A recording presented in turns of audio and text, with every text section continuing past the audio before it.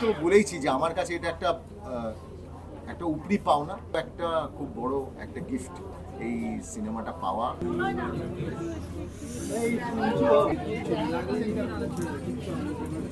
5ই August হয়ে গেল বহুরূপীর poster launch. এবার পুজোয় মুক্তি পেতে চলেছে নন্দিতা রায় ও শিবপ্রসাদ মুখোপাধ্যায়ের জুটি পরিচালিত বহুরূপী।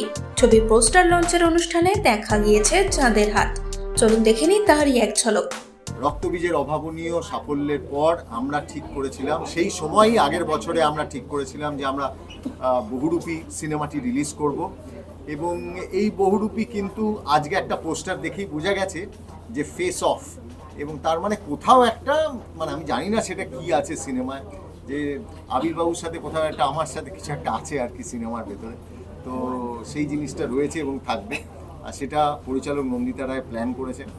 তো এইটা এবার বহুরূপী, বাকি জিনিসটা আস্তে আস্তে আস্তে আস্তে আমাদের যেগুলো সমস্ত কন্টেন্ট আসবে সেটা দেখলে বোঝাই যাবে কি আসছে। শিবুদা, এবার আপনাকে অভিনেতার ভূমিকায় দেখতে পাবো, এটা তো একটা অনেক বড় আনন্দের বিষয় দর্শকদের কাছে। তো আপনার কেমন?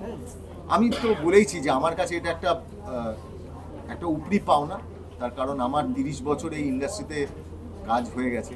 তো সেইটাকে মাথায় রেখে পরিচালক নন্দিতা রায় কোথাও একটা গিফট আমাকে দিয়েছেন আমার এবছরের জন্মদিনে, আমার 50তম জন্মদিনে। তো সেটাও একটা খুব বড় একটা গিফট এই সিনেমাটা পাওয়া, এবং এর সাথে অন্য আরেকটি সিনেমাও পাওয়া। এবং পাশাপাশি আবির চট্টোপাধ্যায়, রীতাভরি চক্রবর্তী, কৌশানী মুখোপাধ্যায়, তাদের সঙ্গে অভিনয় করবার সুযোগ পেয়েছি। এটা একটা পরম প্রাপ্তি। শিবুদা, তুমি এটা বলেছো যে উইন্ডোজের সব ছবি তো তোমার মনের কাছাকাছি বাস করে। এই ছবিটা খুব স্পেশাল, ভীষণভাবে স্পেশাল। এর কারণ কি?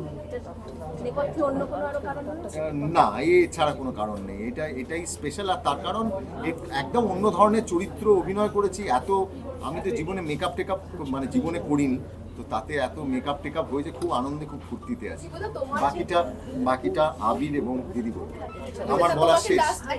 তোমাকে তো অন্যরকম ভাবে দেখা যাবে। তোমার লুকটা নিয়ে একটা কথা হচ্ছে, একটা কঠিন অধ্যাবসায়ের মধ্যে দিয়ে তুমি গেছো। তোমার অ্যাক্সিডেন্ট হয়েছিল সেটা, তারপরেও এই যে কিভাবে তুমি নিজেকে অনেকটা ঝরিয়েছো, রোগা হতে হয়েছে, সব যদি কিছুটা ছোট করে বলো এই কঠিন অধ্যাবসায়। আমি এটা বলবো, আগে আবির এবং দিদি বলে নেবে, তারপর আমি আমারটা বলবো আবার। দিদি, একটা বিষয়, এই ছবিটার জন্য 12 বছর অপেক্ষা করতে হলো, এটা কি ঠিক? একদম ঠিক। অনেক 12 বছর আগে আমরা ঠিক করেছিলাম যে ছবিটা করব, কিন্তু হয়ে উঠছিল না আর কি। প্রথমেই বলবো যে এটা ওয়ান অফ বিগেস্ট, আমাদের উইন্ডোজের সব থেকে বড় বাজেটের ছবি এটা। তো তখন যে সময়টা আমরা ভেবেছিলাম, তখন আমাদের সাহস হয়নি এত বড় বাজেটের ছবি করার। আজকে যে জায়গাতে পৌঁছেছি, তখন মনে হলো যে না, এই অ্যাটেম্পটা আমরা নিতেই পারি। Till date, it is the most expensive film of Windows.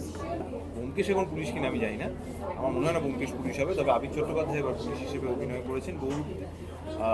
Sumanta Ghoshal.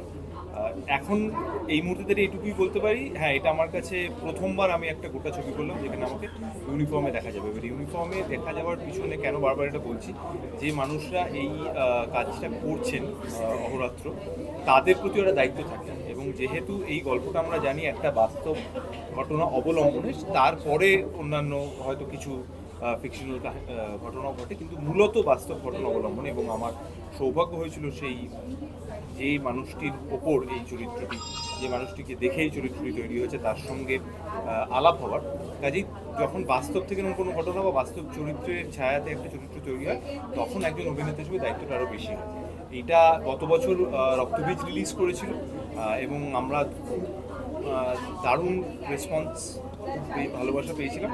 কাজে আমার মনে হয় এবারও বাংলা ছবির দর্শকদের প্রত্যাশা আরও বেশি থাকবে, তার ফলে এই চ্যালেঞ্জটা বেশি। এবং যখন নন্দিতাদি, শিবুদা এবং গোটা উইন্ডোজ টিম তারা আগের পুজোর পরে আবার এই পুজোতে আমাকে দায়িত্ব দিলেন, তখন কোথাও গিয়ে ওই বলে না যে দায়িত্ব পেলে আরও আরেকবার করে ওই অনুভবটা হয় যে তারা যখন আমার উপর দায়িত্ব দিচ্ছেন, আমাকে আরও বেশি খাটতে।